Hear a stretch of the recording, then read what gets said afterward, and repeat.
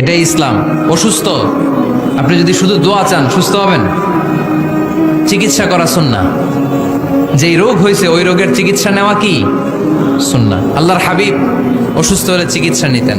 হাতে একবার বিচ্ছু কামড় দিল আল্লাহর হাবিবের আঙ্গুলে, তিনি রেগে গেলেন, ব্যথা পেলেন, আর বিচ্ছুরে বললেন, আরে বিচ্ছু, মানুষও চিনোস না, নবীও চিনোস না, কোথায় কামড় দিতে হবে এটাও জানোস না। কিন্তু কামড় যখন দিয়ে ফেলছে বিশ্বনবী ব্যথা পাচ্ছেন। বিশ্বনবী সূরা ইখলাস পড়ে ফাতিহা পড়ে ফু দিতে লাগলেন, আর আম্মাজান আয়েশাকে বললেন লবণের পানি গরম দিয়ে ঢালতে থাকো। আম্মাজান আয়েশা লবণের পানি আনলেন। লবণের গরম পানির ভেতরে সোডিয়াম ক্লোরাইড আছে, ন্যাচারাল পেইন কিলার, ব্যথা নাশ করে। আম্মাজান আয়েশা গড় করে লবণের পানি ঢালতে লাগলেন। আল্লাহর হাবিব কোরআন পরে ফু দিতে লাগলেন। পানি ঢালা শেষ, গড় করে লবণের পানি ঢালা শেষ, বিশ্বনবীর দোয়া পড়া শেষ, এর মধ্যে আঙ্গুলের ব্যথাও শেষ। কারণ দুইটার সমন্বয় হয়েছে, দোয়াও আছে, দাওয়াও